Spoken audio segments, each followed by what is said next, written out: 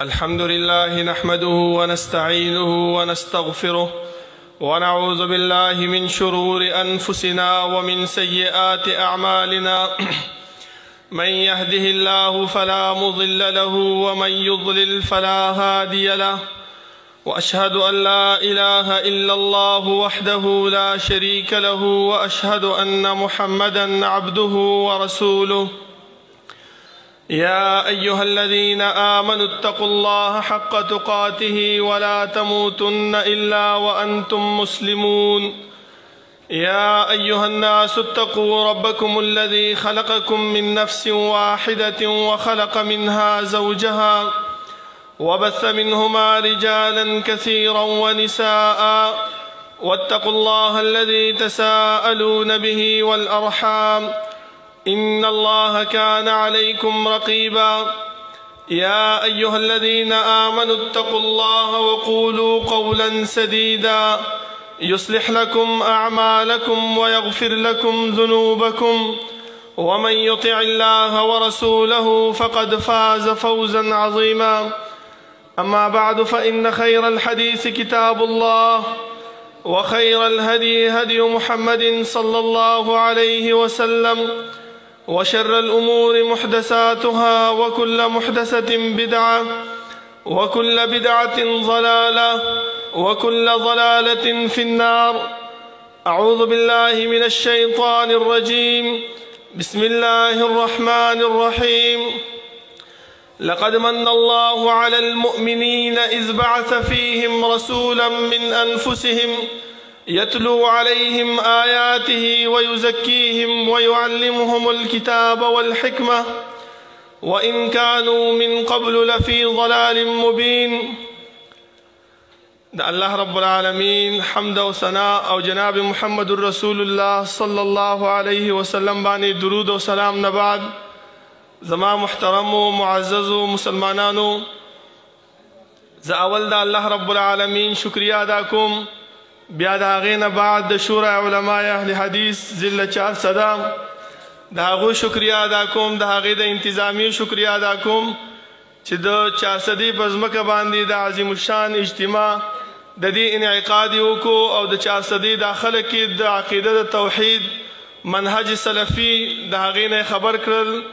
او قسم موضوعات کې خستل په هغه باندې د علماو تقاریر، د هغه باندې د علماو بیانات هغه وشول، په هغه باندې خلک خبر شو چې یاره د اهل حدیثو دا منهج دی، د اهل الحدیثو دا مسلک دی، دا عقیده ده. په دې باندې الحمدلله مونږ سلک ډیر پوه شو ان شاء الله. زما محترمو، زه یو طالب العلم ستاسو مخې ته ولاړم، خو صرف د دې وجې نه ولاړم چې خپل د والد محترم فضیلة الشیخ ابو عمر عبدالعزیز النورستانی حفظه الله د هغې نیابت وکړم، ځکه هغه بیمار دی او د سفر په دغه باندې تللی دی. تاسو ټولو نه دا درخواست کوم چې هغې ته اول خو دعا وکړئ چې الله رب العالمین صحت ورکړي. او بیا زما محترمو، زه تاسو ته یو دوه خبرې کوم د سیرت رسول الله صلی الله علیه وسلم په موضوع باندې. هغه دا زما محترمو چې ما کم یو آیات ستاسو په حضور کې ولستو، الله رب العالمین مونږ ته چې کم پیغمبر را لېږلی دی، کم رسول را لېږلی دی، د هغې احسان په مونږ باندې کوي، د هغې اثباتنه په مونږ باندې کوي چې اے مؤمنانو، اے مسلمانانو، ما په تاسو باندې یو احسان کړی دی، یو ښېګړه مې در سره کړې ده، یو اثباتنه مې در سره کړې ده. هغه څه شی دی؟ اذ بعث فيهم رسولا من انفسهم يتلو عليهم آياته. هغه اثباتنه څه شی ده؟ هغه دا ده چې ما په تاسو ته پیغمبر در لېږلی دی، ستاسو د جنس نه، ستاسو په شانتې انسان دی، ستاسو په شانتې خوراک کوي، خو فرق ستاسو د هغې څه شی دی؟ يتلو عليهم آياته ويزكيهم ويعلمهم الكتاب والحكمة. د دې ډیوټي دا ده، د دې پیغمبر د دې کار دا دی، د دې منهج دا دی چې دا به تاسو ته زما آیاتونه لولي، زما حکمت به تاسو ته بیانوي او تاسو به د شرک نه، د بدعاتو نه، د خرافاتو نه د دې نه به پاکوي او د صحیح عقیده، صحیح منهج د هغې په لار باندې به تاسو روانوي. زما محترمو، بیا الله رب العالمین دا هم فرمایي چې وان کانوا من قبل لفی ضلال مبین که چېرته تاسو باندې ما دا احسان نه وی کړی دا خیرخواهي دا ښېګړه ما په تاسو نه وی کړی نو د دې پیغمبر د رالیږلو نه مخکې تاسو چې دی نو ښکاره ګمراهۍ کې وئ ښکاره په دغه کې وئ. اوس راځو دې خبرې ته زما محترمو چې د الله رب العالمین په موږ باندې احسان وکړو په موږ باندې ښېګړه وکړله اوس د دې ښېګړې جواب او د دې احسان شکریه به موږ څنګه ادا کوو په دې باندې به ادا کوو چې دې پیغمبر کم دین راوړی دی کم شریعت یې راوړی دی کم احادیث یې چې راوړي دي د هغې خلاف کارونه وکړو د هغې په مقابله کې ودرېږو دا یې شکریه ده او که نه دا یې شکریه ده چې موږ د الله رب العالمین حمد بیان کړو الله ته سر و سجود شو د الله حمد او ثنا بیان کړو دا د هغه شکریه ده. ځکه زما محترمو زه اسلام آباد یونیورسټۍ کې د دکتورا سبق وایم هغې کې موږ یو کتاب درس کوو هغې کې دا شی دی چې منهج المستشرقین فی سیرة النبویه د مستشرقینو څه منهج دی په سیرت د رسول الله صلی الله علیه وسلم کې په هغې کې موږ ته استادانو یو دوه خبرې ښودلې دي هغه دا دی و چې دې مستشرقینو د رسول الله صلی الله علیه وسلم منهج چې مطالعه کړو د هغې سیرت چې مطالعه کړو نو په دې خبره باندې ورسېدل چې یاره دا مسلمان دا چې ګمراه کې دا چې د خپل د لارې نه اړی په کومه طریقه باندې به اړی د دیو پیغمبر کې د دیو د رسول کې د دیو چې کوم قائد او رهنما دی په هغې کې ورته شک و شبهات په هغې کې ورته شکونه را پیدا کا نو دا مسلمان به د سمې لارې نه واوړي بله طریقه نشته د مسلمان د اړولو. او الله رب العالمین موږ ته فرمایي چې لقد کان لکم فی رسول الله اسوة حسنه ښایسته بهترینه نمونه ستاسو په دې پیغمبر کې موجوده ده. دویم زما محترمو دویم چال او تدبیر او قید هغو چې شروع کړی هغه څه شی دی هغه دا دی چې کم شریعت کم دین کم حدیث کم وحی چې ده راوړې ده په هغې کې ورته شک و شبهات پیدا کوي چې یاره دا حدیث د پیغمبر د طرف نه دی بلکې دا د امیانو په دور کې د باچهانو او د علماو په منځ کې څه اختلاف او شک راغی دې علماو څه وکړه حدیث د ځان نه جوړ کړل د څه دپاره د خپل د دفاع دپاره د خپل ځان د بچ کولو دپاره نو دا حدیث هغه جوړ شوي دي پیغمبر دا نه دی راوړي. زما محترمو دا شکات او دا شکونه هغې مونږ ته اچولي دي او په دې باندې زمونږ مبتدعین دا رالګېدلي دي او په دې باندې عمل کوي په دې طریقه باندې روان دي. زما محترمو زه تاسو ته یو دوه مثاله در کوم ځکه ناظم صاحب د طرف نه ما ته لږ شان ټایم راکړی شوی دی هغه تاسو وګورئ. زما محترمو الله رب العالمین مونږ ته چې کوم پیغمبر رالیږلی دی هغه پیغمبر مونږ ته حدیث بیان کړي دي مونږ ته د دین او د شریعت احکامات او اصول بیان کړي دي مونږ څه کوو د خپل د ځان د اوچتوالي دپاره د خپل د ځان د شهرت دپاره خپل د مذهب د اشتیا کولو دپاره هغه کې مقابله کوو د هغې شک و شبهات پیدا کوو قرآن کریم پیش کوو د هغې آیاتونه پیش کوو حدیث د رسول الله صلی الله علیه وسلم پیش کوو خو معنا او ترجمه یې غلطه کوو چې کوم ځای کې زموږ شهرت کیږي زموږ مخنیوی کیږي زموږ عظمت او لویوالی بیانېږي دا کوم عوام چې موږ ته ناست دي دیو مونږ ته سبحان الله الحمدلله او ناره تکبیر دا راته ووایي هغه ځای پورې مونږ د رسول الله صلی الله علیه وسلم حدیث بیانو د هغې نه وروستو بیا مونږ څه کوو دا نه بیانو نور ولې هغه څه زمونږ کار نشته دی هغه زمونږ د خلاف دي زمونږ هغه اوچتوالی زمونږ شهرت هغه راښکته کېږي په هغې سره. زما محترمو یو عالم لګیا و هغه دا آیات بیانو چې وفي انفسکم افلا تبصرون حلولیت عقیده د مسلمانانو د عوامو په ذهن کې اچوئ وایي تاسو وګورئ الله رب العالمین فرمایي چې زه ستاسو په نفسونو کې موجود یم خو تاسو ته ښکاري نه حالانکه که چېرته موږ دې آیات ته سوچ وکړو د دې سیاق و سباق وګورو الله رب العالمین موږ ته خپل نعمتونه ذکر کوي چې انسانه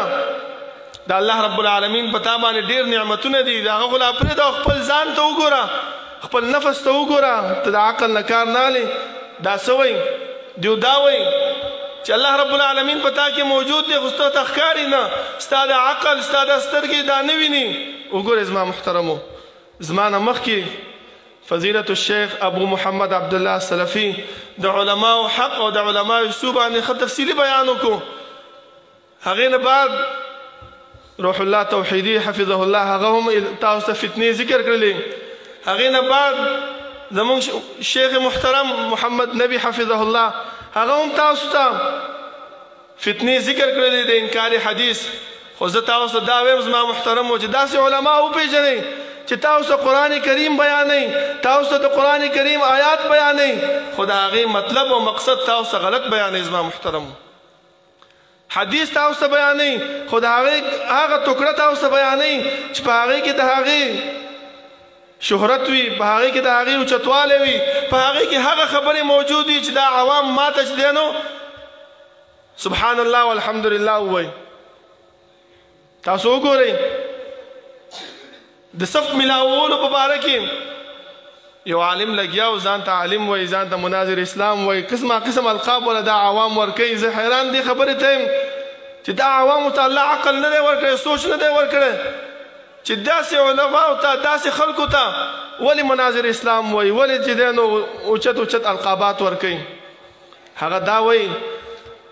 چې یو کس سره ولاړم مخبې راسره جنګولې، نو مانځه نه بعد ما ورته وویل چې زما دې ټول توجه خرابه کړه. هغه ورته چې رسول الله صلی الله علیه وسلم فرمایي چې سدو سووا صفوفکم وسدو، نږدې ودرېږئ او دا خالي ځای نه ډک کئ. زما محترمو هغه ورته څه وایي دا تاسې دا منځ کولاو کړی دی، وایي دلته شیطان نه راننوځي. بیا ورته قرآن حدیث پیش کړئ، تاسو دې حدیث ته لږ غوږ کېږدئ. څه ورته وایي چې رسول الله صلی الله علیه وسلم فرمایي چې کله اذان وشي شیطان وتښتي، چې کله اقامت وشي شیطان وتښتېږي. نو ګوره دې ځای پورې حدیث بیانوي چې دې ځای پورې د ده مطلب دی، د ده شهرت دی، د ده هغه اوچتوالی او عظمت موجود دی، دومره بیانوي چې د ده پکې مطلب پوره کېږي. خو د دې نه وروسته چې کوم دی د ده مطلب نشته دی، د ده خلاف خبره ده، هغه نه بیانوي. زما محترمو نو شیطان وایي د کوم ځای نه راغی تا پسې؟ حدیث کې دا هم راځي چې رسول الله صلی الله علیه وسلم فرمایي چې کله انسان په مانځه ودرېږي دا شیطان واپس راشي او د ده په ذهن کې د ده په دل او دماغ کې شکوک و شبهات اچوي، وسوسې اچوي، تر دې پورې یوه چې دې ته پته ونه لګي چې ما 4 رکعاته مونځ وکړو که 15 رکعاته مونځ مې وکړو. وګورئ زما محترمو دغه خبره بیا نه بیانوي. د سورة فاتحې په خلاف باندې دا خبره کوي. هغه دا وایي چې تاسو وایئ چې سورة فاتحې نه بغیر مونځ نه کېږي. وایي تاسو ما ته دا ووایئ چې رسول الله صلی الله علیه وسلم چې کله معراج ته تلو په مسجد اقصا کې د پیغمبرانو مونځ وکړو، هلته سورة فاتحه ویلې وه. که تاسو وایئ چې ستاسو مونځ د بغیر سورة فاتحې نه نه کېږي، اول وایي د پیغمبرانو دې مونځ ته غلط ووایه، خراب ووایه، بیا هغې نه بعد زما مونځ ته خراب او غلط ووایه. دا وګورئ زما محترمو دې خبرې ته سوچ نه کوي چې آیا دغه خبره کوم ځای کې موږ ته رسول الله صلی الله علیه وسلم بیانه کړې چې ما هلته سورة فاتحه نه وه ویلې. څه پته لګي الله رب العالمین هلته ورته یاده کړې وه او ورته ویلې دا خبره نشته، خو موږ عوام ساده یو، دا خبره چې موږ ته وکړي وایي او که نه وګوره سورة فاتحه نشته دی او دوی وایي چې داسې دی او هغسې دی. بیا وایي چې چا را باندې سوال وکړو چې یاره هغه ټایم کې به نه وه نازله شوې که ځکه یې نه وویلې، نو بیا خپله دلیل پیش کوي. وګوره الله رب العالمین او جناب محمد رسول الله صلی الله علیه وسلم چې کوم دین را لېږلی دی د هغې خلاف خبره الله رب العالمین د هغې د خولې نه خپله وباسي. نو هغې امام بخاري رحمه الله باب تړلی دی انما جعل الامام لیتم به، چې امام تابعداري کول لازمي دي او ضروري دي. نو زما محترم وایي دلته وګوره که نه پیغمبر سورة فاتحه نه ویلې ځکه دوی هم نه وایي. نو زما محترم د داسې علماو نه د داسې خلکو نه ځان وساتئ، د داسې خبرو طرف ته مه ورځئ چې تاسو حدیث پیش کړئ، تاسو قرآن پیش کړئ خو غلطه معنا او غلطه ترجمه کړئ. د دې نه لږ ځان وساتئ. د داسې علماو ته القابات مه ورکوئ، د داسې بیانات واورئ، خو لیکن بیا وروسته ځان سره جانچ و پړتال وکړئ چې آیا په دې کې زموږ پیغمبر زموږ الله چې کوم شریعت او کوم دین را لېږلی دی په هغې کې څومره خبره ده او دې چې کومه بیانه کړې په هغې کې څومره خبره ده. د هغې هغه احسان هغه شکریه به موږ څنګه ادا کوو؟ امام ابن تیمیه رحمه الله فرمایي چې الله رب العالمین به د انسانانو نه د قیامت په ورځ باندې دوه تپوس خامخا کوي هغه څه شی دی ماذا کنتم تعبدون یو تپوس دا دی دویم تپوس دا دی چې ماذا عجبتم المرسلین تا ته چې ما قائد او رهنما درلېږلی او تا د هغې څونه خبره منلې وه نو زما محترمو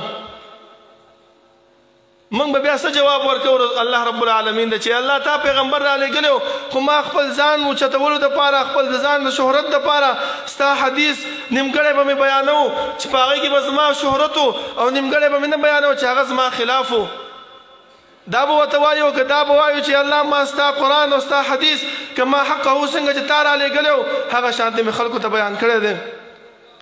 زما محترم الله رب العالمین نه دعا ده چې الله رب العالمین د عمل کولو توفیق راکړي او الله رب العالمین د داسې علماو نه او د داسې خبرو نه موږ وساتي چې سبا موږ د الله رب العالمین مخې د سرخورو نشو ودرېدلی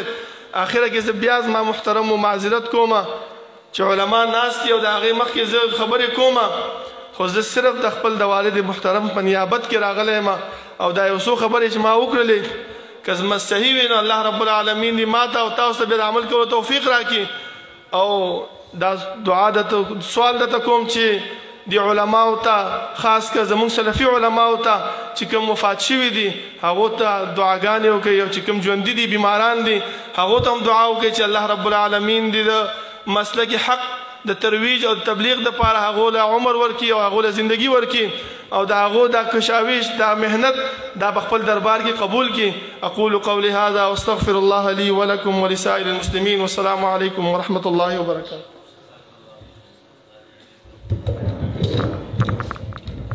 جزاك الله خيرا. دو فضيلة الشيخ عمير حفظه الله